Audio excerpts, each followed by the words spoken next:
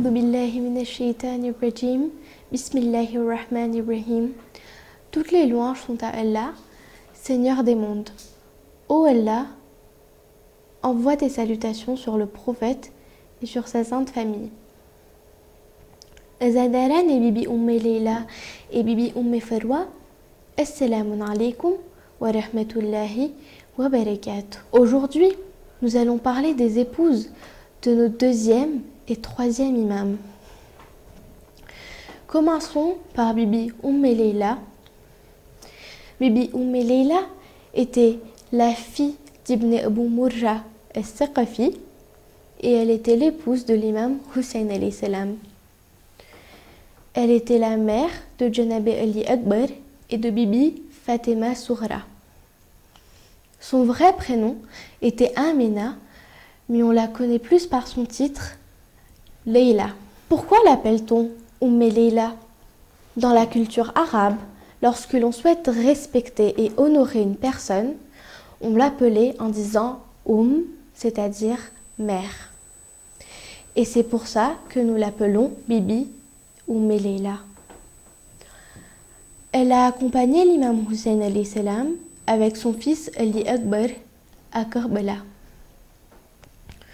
Elle était connue pour sa piété et sa modestie. Il n'est pas étonnant que celui dont la mère soit connue pour sa piété et sa modestie dise que nous allions à la rencontre de la mort ou que la mort vienne à notre rencontre, cela ne change rien pour moi.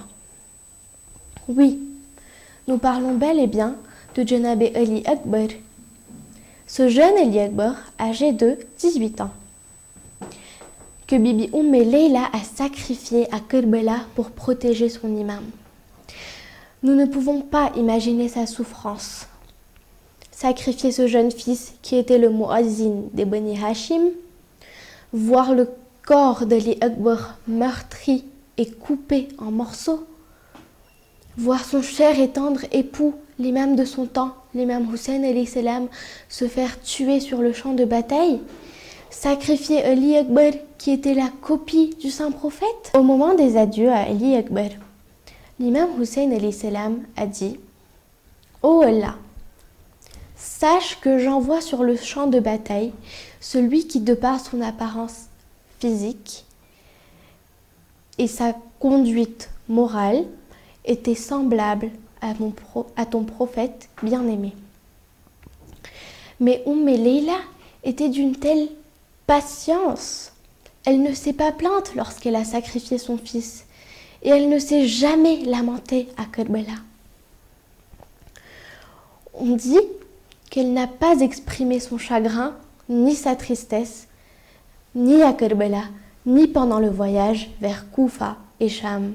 Une fois après être rentrée à Médina, Bibi Leila ne cessa de pleurer nuit et jour sur son beau et vaillant fils, ainsi que sur son tendre époux. À présent, parlons de Bibi Farwa. Bibi Farwa était la fille de Salim al-Abdullah al-Bajali et était l'épouse de notre deuxième imam, l'imam Hussein alayhi salam.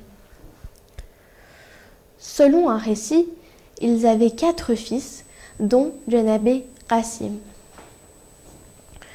Lorsque l'imam Hussein décida de quitter Médina, elle et son fils Qasim avaient accompagné l'imam pour son voyage. La veille d'Ashura, comme toutes les autres mères, Janab Farwa préparait son fils Qasim, âgé de 13 ans, pour qu'il aille défendre son oncle et imam de son temps. Elle est la mère de ce jeune homme qui avait dit « La mort m'est plus douce que le miel ». Le jour d'Ashura, quand Bibi Farwa envoya Janab Qasim demander l'autorisation d'aller au champ de bataille à l'imam Hussein alayhi salam, l'imam Hussein refusa que le fils orphelin de son frère aille se sacrifier pour lui. L'imam ne voulait pas que la veuve de son frère, Bibi Farwa, qui avait déjà vu la mort de son époux, connaisse aussi la mort de son fils. Djenabi Qasim revint alors voir sa mère. Djenabi Furwa lui donna donc le testament que son époux, l'imam Hassan, avait laissé à son fils pour qu'il la lise au moment où il en ait le plus besoin. Djenabi Qasim apporta donc ce testament auprès de son oncle. L'imam Hussein embrassa le testament et l'ouvrit pour le lire. L'imam Hussein y demanda à l'imam Hussein de permettre à son fils de se sacrifier pour le protéger. Normalement, les enfants sont d'un très grand soutien quand une femme perd son époux. Mais Bibi Furwa ne pensa pas à elle, à son intérêt, ou au fait qu'elle était veuve et qu'elle aurait besoin de Djenabi Qasim pour les jours à venir. Elle savait quelle était la position et le rang élevé de l'imam, et elle a décidé de sacrifier son fils pour l'imam de son temps. Quand Djenabi Qasim alla au champ de bataille, Omer Saad, le chef de l'armée de Yazid, demanda à ce qu'on l'attaque. Djenabi Qasim combattit vaillamment et salua son oncle. L'imam Hussein accourut, mais le corps vivant avait été piétiné par des soldats à cheval. Nous ne pouvons pas imaginer et comprendre la douleur d'Furwa à la perte tragique de son fils qui a été assassiné sans pitié. Kerbela est pour nous une école et une université où nous avons non seulement des hommes, mais aussi des femmes qui, au caractère noble et aux intentions sincères, nous font preuve d'un dévouement et d'un amour exemplaire à leur imam. Quand nous ne savons pas quelle décision prendre ou quelle voie choisir, voyons ce que Bibi Leila et Bibi Furwa ont choisi.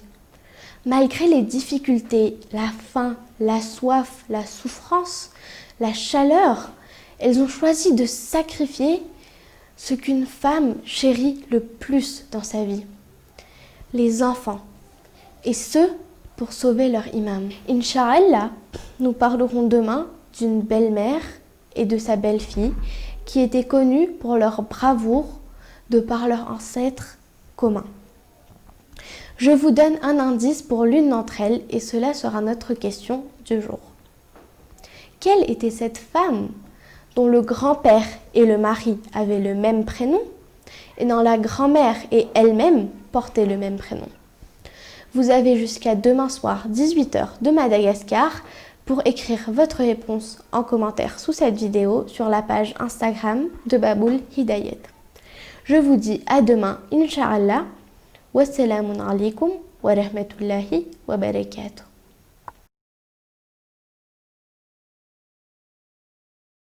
Look at the strength of the ladies of prayer.